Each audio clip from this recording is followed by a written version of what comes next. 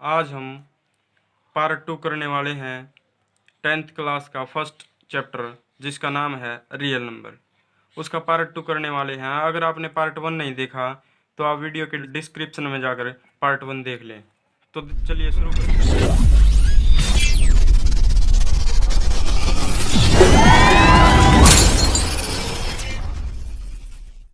हैं।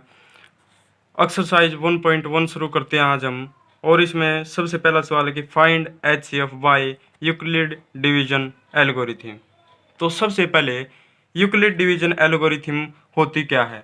मैंने आपसे कहा था कि बिल्कुल जीरो से शुरू करेंगे मैथमेटिक्स से। तो सबसे पहले हम पता करते हैं कि यूक्लिड डिवीजन एल्गोरिथम क्या होते हैं। अगर ये आपको पता हो गई तो क्वेश्चन तो आप खुद भी सोल्व कर लोगे। तो चलिए पहले हम आपको यूक्लिड डिवीजन एल्गोरिथम के बारे में बताते हैं। तो यूक्लिड डिवीजन एल्गोरिथम क्या होती है। यूक्लिड डिवीजन एल्गोरिथम को हम इस रूप में लिखते हैं A = BQ + R। अब ये ABQR होते क्या हैं। तो देखिए डिवाइडेंट को हम A से डिनोट करते हैं और डिवाइज़र को हम B से डिनोट करते हैं, क्वोटेंट को हम Q से डिनोट करते हैं और रिमाइंडर को हम R से डिनोट करते हैं। ये फॉर्मूला आपने पढ़ाई होगा पहले 5वीं 6ठी कक्षा में आपने पढ़ाई होगा। अब देखिए इसको हिंदी में डिवाइडेंट को हिंदी में भाज्य संख्या कहते हैं, भाज्य कहते हैं। डिवाइजर को भाजक कहते हैं, क्वोटेंट को भागफल कहते हैं और रिमाइंडर को शेषफल कहते हैं। हिंदी और इंग्लिश दोनों मीडियम में आपका ये लेक्चर होने वाला है। तो चलिए देखो, हम जब अभी कोई डिवाइड का क्वेश्चन सोल्व करते हैं तो हम इस प्रकार लिखते हैं। तो जो यहाँ पर लिखा जाता है हमारा डिवाइडेंट, उसको A से डिनोट करते हैं क्योंकि आपको बिल्कुल जीरो से समझा रहे हैं अभी, तो इसलिए छोटी छोटी इकाइयों पर भी हम ध्यान दे रहे हैं। और जो भाजक होता है उसे यहाँ पर लिखते हैं B को हम डिवाइजर से डिनोट करते हैं, भागफल यानी Q, क्वोटेंट को हम Q से डिनोट करते हैं और जो बच जाता है यानी शेषफल को हम R से रिमाइंडर से डिनोट करते हैं। तो यूक्लिड विभाजन एल्गोरिथम का फॉर्मूला ये होता है। आप अपनी कॉपी पर जरूर लिख लें, साथ में आप नोट्स बनाते हुए चले। तो अब हम एक एग्जाम्पल करने वाले हैं, फाइंड HCF 8 and 50। अब हमने इसका HCF निकालना है कौन से डिवीजन से, यूक्लिड डिवीजन एल्गोरिथम से। तो देखिए कैसे निकालते हैं। सबसे पहले जो ज़्यादा वाली संख्या होती है, ज़्यादा क्या है हमारे पास 50, तो उसको लिख लीजिए इज इक्वल क्या लिखना है 8। अब देखिए आप रफ कॉपी में साथ के साथ ऐसे भी कर सकते हैं या साफ में भी कर सकते हैं, लेकिन बेहतर होगा कि आप इस डिवीजन का प्रयोग करें। तो 50 को हम यहाँ पर लिखते हैं, 8 को हम यहाँ पर लिखते हैं। तो अगर हम हमारा 6 पर ले जाएं तो 48 होगा, 48 आएगा। अब हमारा शेषफल क्या आएगा 2। तो इसको हम कैसे लिखेंगे 8 × 6 प्लस रिमाइंडर यानी 2। देखिए ऐसे लिख लिया।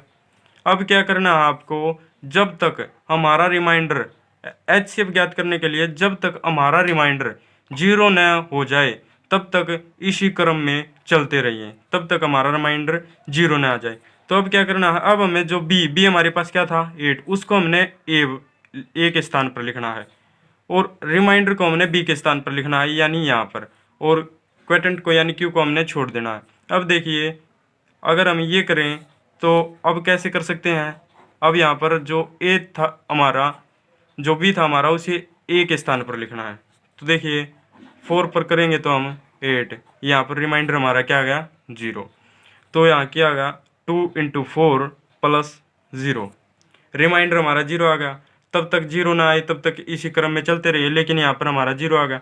अब हमारा HCF क्या होगा, HCF वो होगा जब हमारा रिमाइंडर 0 आया उस समय हमारा जो B था, यानी B हमारे यहाँ क्या था 2, तो वो हमारा HCF होगा।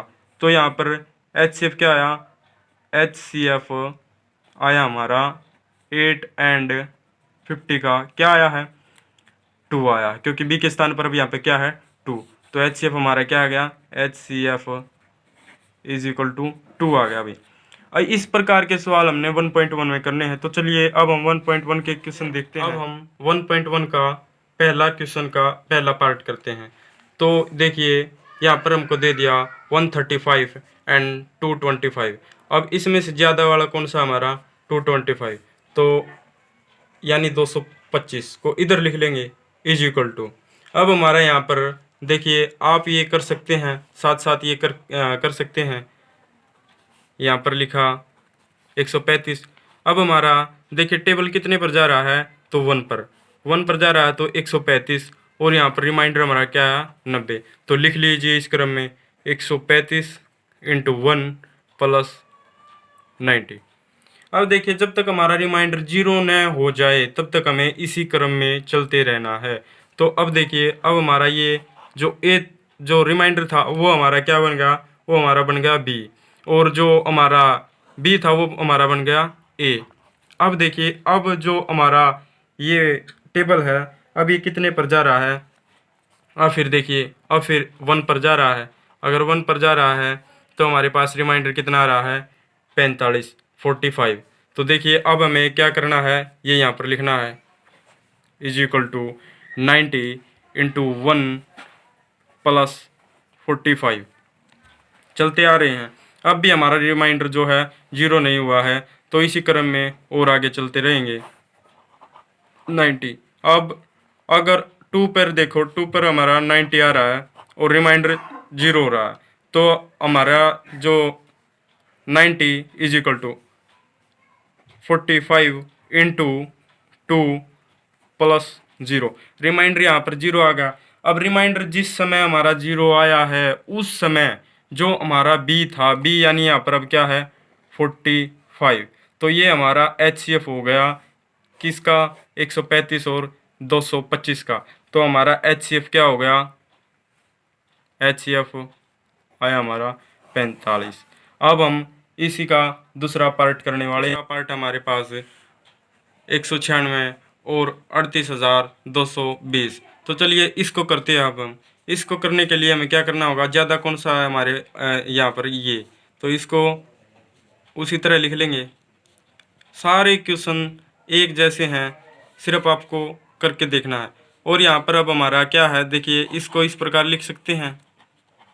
ये आपकी सुविधा के लिए लिख रहा हूँ भाई, वरना आपको इसी डिवीजन से करना है सब कुछ। ये आपकी सुविधा के लिए लिख रहे हैं पेज पे साथ के साथ। अब देखिए यहाँ पर 196, अगर हम इसको 195 से मल्टीप्लाई करें तो हमारे पास क्या आएगा, ये एज इट इज़ आ जाएगा और हमारा रिमाइंडर 0 होगा। तो यहाँ पर 196 इंटू 195 प्लस 0।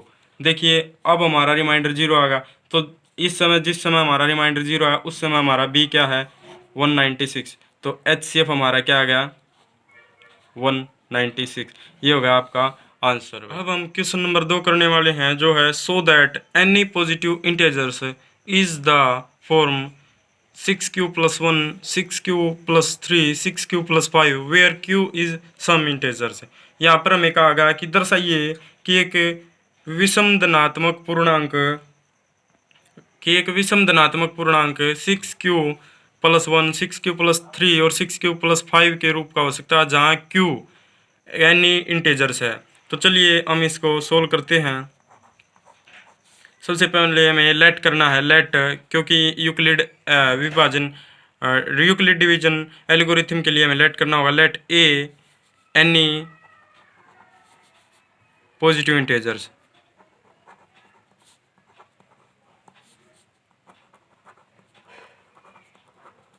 हमारा ए कोई भी पॉजिटिव इंटीजर्स है एंड बी हमारे पास क्या दिया हुआ है, देखिए बी इसमें भी 6 है, यहाँ पर भी 6 है और यहाँ पर भी 6 है। तो b इज इक्वल टू हमारा क्या है 6। और q इज इक्वल टू हमारा यहाँ पर क्या है, q है हमारा, q इज सम इंटीजर्स, यानी q हमारा इंटीजर्स है, यानी ये या तो 0 के बराबर है या 0 से बड़ा है। तो अब हमारा r यहाँ पर क्या है, r हमारे पास यहाँ पर है 1 3 5, 1 या तो 3 और 5। तो r की कंडीशन क्या हमारे पास, r की कंडीशन है हमारे पास r या तो हमारे पास 0 से बड़ा है और छोटा किससे 6 से, greater than 0 and less than 6। r की कंडीशन हमारे पास यहाँ पर ये है। तो r की कंडीशन ये है, तो देयरफॉर इसलिए अगर आर हमें इनके बीच में चाहिए तो आर हमारे पास क्या क्या हो सकते हैं, ए इज इक्वल टू 6q+1, या तो इस रूप का हो सकता है, या 6q+2, या 6q+3, 6q+4, 6q+5, ये हो सकते हैं हमारे पास। ए इज इक्वल टू ए हमें इसलिए यहाँ पर लगाया क्योंकि यूक्लिड डिवीजन एल्गोरिथम के लिए हमें यहाँ पर उसका यूक्लिड डिवीजन एल्गोरिथम का हमें यहाँ पर प्रयोग किया है। तो देखिए हमारे पास 0 से बड़ा है यहाँ पर आर और 6 से छोटा है, तो इस रूप का हो सकता है। और अगर इसी रूप का हो सकता तो अब हमें कहा क्या गया है कि ओड इंटेजर्स होने चाहिए। देखिए में ओड इंटेजर्स कौन कौन से हैं, ये है, ये है और ये है, ये हमारे पास इवन इंटेजर्स हैं। तो इसलिए and therefore any odd integers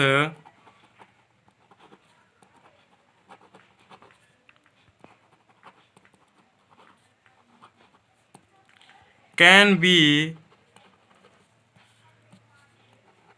expressed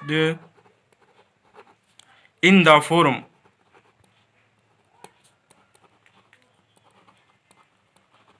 हमारे पास कौन सी फॉर्म में हो सकते हैं। अगर हमें ओड इंटेजर्स लेने हैं तो ओड इंटेजर्स हमारे पास क्या क्या हैं, 6q+1, 6q+3 और 6q+5। ये हमारे पास क्यों नहीं हो सकते, क्योंकि हमें क्वेश्चन में कहा गया है ओड इंटेजर्स, यानी इवन इंटेजर्स हमें इनमें से निकालने हैं। तो ये क्वेश्चन अगर आपको समझ में आया है तो वीडियो को लाइक ज़रूर करें, चैनल को सब्सक्राइब करें और शेयर करें। ज़्यादा से ज़्यादा बच्चों का लाभ होना चाहिए। लॉकडाउन में सभी बच्चों की पढ़ाई निरंतर चलनी चाहिए, किसी की बच्चे की पढ़ाई रुकनी नहीं चाहिए। अब हम नेक्स्ट क्वेश्चन करने वाले हैं, क्वेश्चन नंबर 3 करने वाले हैं। क्वेश्चन नंबर 3 है हमारे पास, an army contingent of 616 members is to march behind an army band of 32 members in a parade. The two groups are to march in the same members of columns. What is the maximum number of columns in which they can march? ये कहने वाला है कि किसी parade में 616 सदस्यों की एक सेना की टुकड़ी शामिल है, उसमें 32 सदस्यों वाली एक आर्मी बैंड के पीछे मार्च करना है, और वह दो समान समूहों में अगर स्तंभों में मार्च करना है तो उन स्तंभों की अधिकतम संख्या क्या हो सकती है। ये है हिंदी में। और अब चलो हम इसको करने वाले हैं।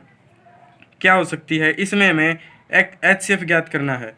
तो क्या करना है इसमें हमें HCF, देखिए HCF किस किस का करना है। पहली टुकड़ी में कितने सदस्य हैं, 616, और दूसरी में कितने हैं, 32। इसका हमें HCF ज्ञात करना है।